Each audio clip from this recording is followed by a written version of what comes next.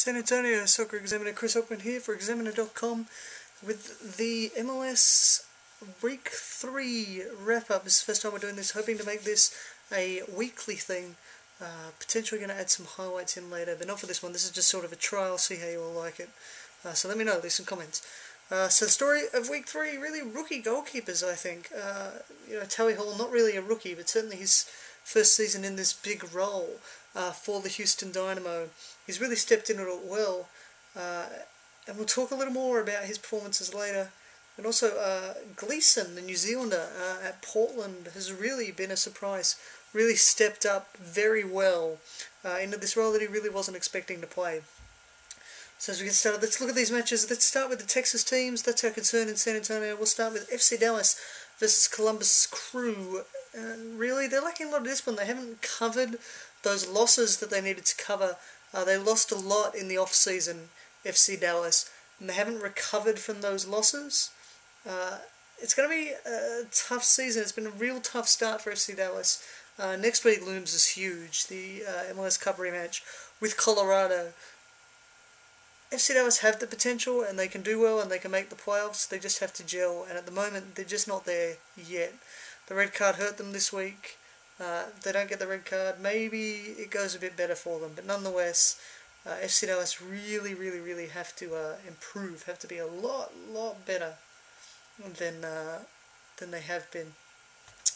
So the other Texas team, Houston Dynamo, talks about Tally Hall in the opening. They travelled to Red Bull, New York. The Red Bull Arena, never an easy place to go, and no one was probably really expecting Houston to get anything from this match, so I'm sure the Dynamo fans will probably be happy with a draw, but nonetheless, it was still a worrying result for the Dynamo. A lot of Houston fans saying 50 shots on target by the opposition in the last two matches, and only conceding twice is a good thing. It's not really. It shows that Tally Hall is a great goalkeeper, and that people who were worried about Onstad's departure needn't worry.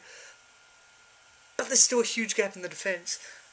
Dynamo had a poor season last year. There's a lot of pressure on them. They've made the move to the east, which probably makes things a bit easy for them. Easier, at least. But they still are really lacking in defence. They're taking chances, but they're still defensively really weak. So that's something they need to plug. It's a huge issue, and they need it fast. This one was a lucky escape for them. They can't keep playing like this, like they have for the last 2 weeks in Seattle and now in New York. So if you go to the other matches, well, we talked about good goalkeepers. Let's segue that into talking about the Portland game. Gleeson was on fire for Portland. They travelled to New England for their match against the Revolution.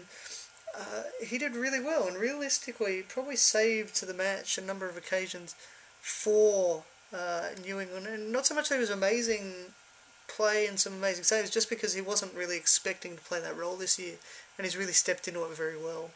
But the highlight for me of the Portland-New England match, Ryan Cochran's moustache. Check that thing out. If you haven't seen it, just Google Ryan Cochran moustache. That thing is a thing of beauty. But to the actual football, New England, really, they had some good movement, and this formation play, they're interchanging from defence to attack really well, but the passing has been letting them down. The decision-making really isn't there. New England probably could have won this game, probably should have. I think they were the better side, but they just couldn't get this there. They just couldn't make those passes. Their decision-making wasn't there. Movement was good signs for New England, but they just need to think a little more before they make the decisions to go for it. So we'll keep moving on. Chivas USA versus Toronto FC. It was a tumultuous week for Toronto. They lost Dwayne De Rosario, which prompted some booing from the crowd in Toronto. But they gained a couple of players, so it was tough. It's tough to say how that should have panned out for Toronto, that move, and we'll see how these guys can gel with the team. Chivas, big favourites for a lot of people. A lot of people really tipping Chivas to be the big movers this year, but they've been disappointing so far this year, and they looked good real early. Obviously, they scored the goal in the second minutes, but they just can't score. They just need more of that. They were dominant, but they couldn't put it in the back of the net. And of course, Gordon comes back haunts Chivas. So now on to Sporting Kansas City and Vancouver. I thought Teal Bunbury responded real well to the taunting he received. Obviously, I can understand the Canadian fans' anger being an Australian, with Josip Simanic playing for Croatia. I understand that, but he responded really well, showed his maturity as a very, very class player, and scored a brace. In a climate like that, that's just fantastic. So nice work from Teal Bunbury. Yeah, I thought Nielsen was solid, but man, Sporting Kansas City, how can you concede 2 goals in stoppage time? You cannot win a game of football if you're not going to play for 90 minutes. I've seen so many games where teams have thrown it away, and I worry that Sporting Kansas City are going to be a club that does that. So hopefully this is just a one-off for them, because it's tough. That's a tough way to lose, but man, you're going to get people through the doors in Vancouver. That's exactly what the doctor ordered in Vancouver.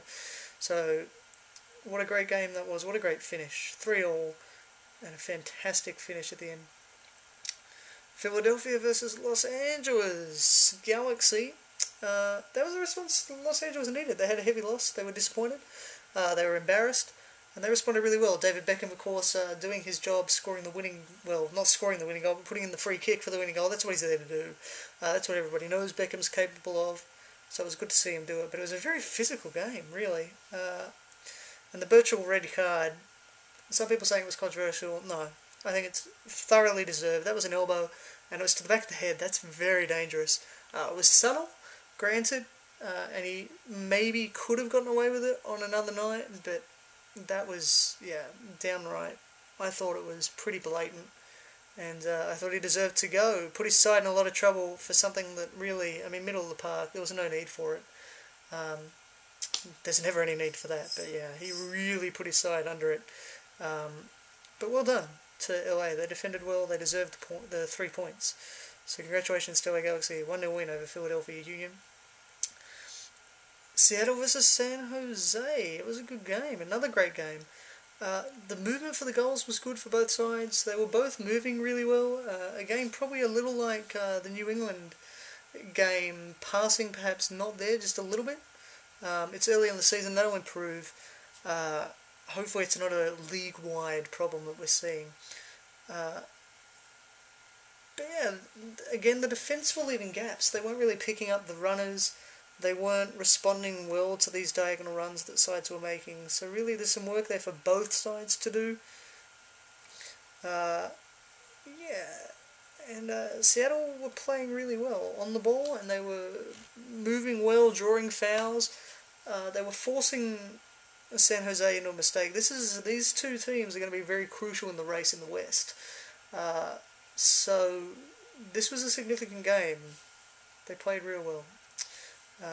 Seattle, I think, probably just edged it, and they've probably played better than the results that they've been getting, but what a game. 3-3, just fantastic, fantastic match.